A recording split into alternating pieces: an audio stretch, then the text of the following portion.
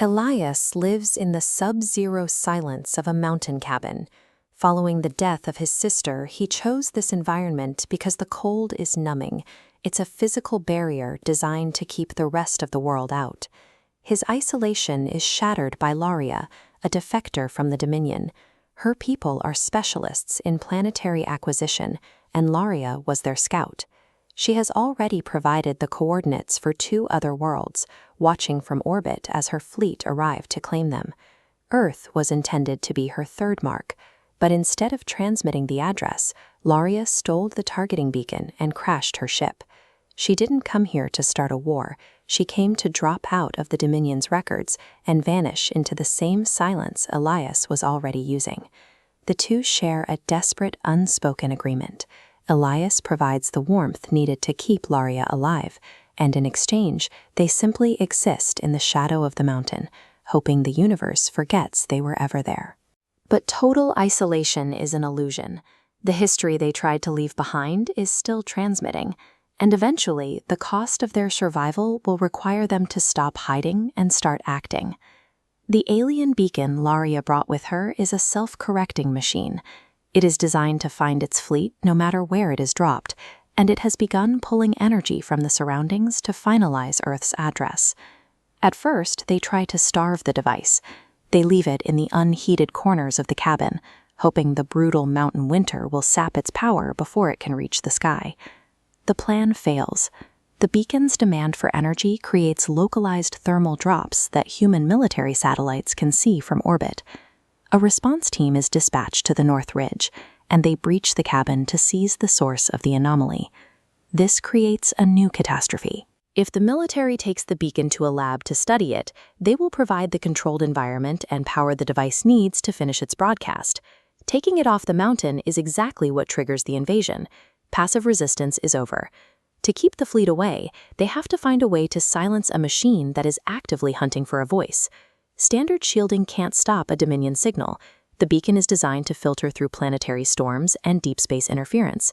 Larry realizes that the only way to mask the address is to integrate it with a host whose internal complexity can muddy the transmission.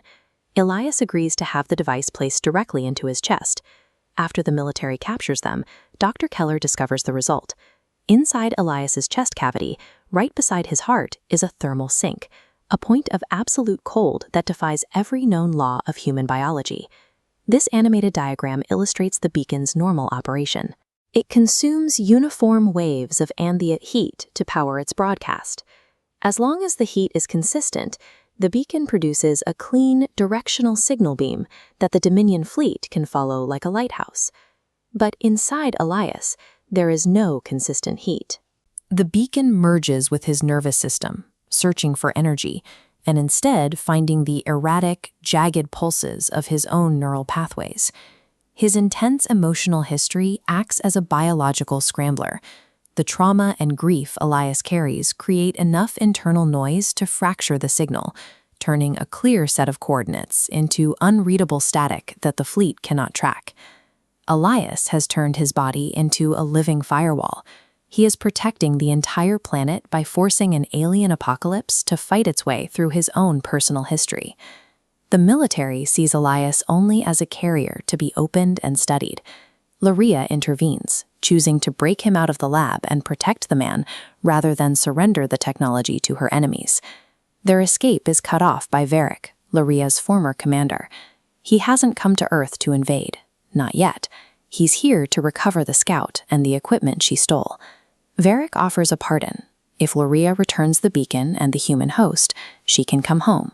She wouldn't be an exile or a traitor anymore. She would simply be a soldier returning from a mission. Laria rejects the offer.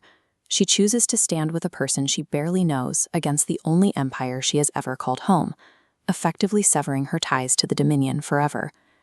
By choosing each other, they have both burned their exits.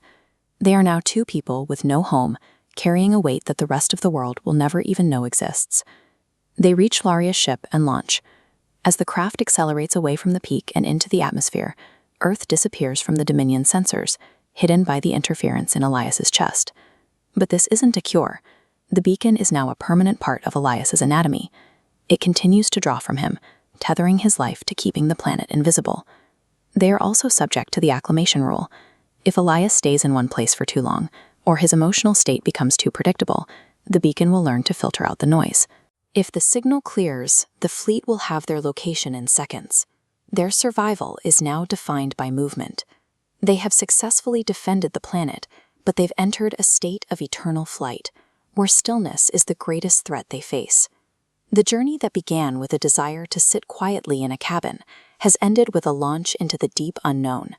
They started by trying to let the world die around them, and ended by taking the burden of its life into the stars. In the cabin, Elias used the cold to try and numb his memories. Now, those same memories provide the distortion that keeps the Dominion from finding home, turning his history into a planetary shield. Laria has moved from an obedient scout to a protector, sitting in a cockpit beside the man she was sent to doom. She is no longer measuring the distance to a target, she is measuring the endurance of a friend. The safety of the world now depends on their exhaustion. They have traded the silence of the mountain for the perpetual noise of the run, carrying the address of Earth across the galaxy, because it is only safe as long as it never stops moving.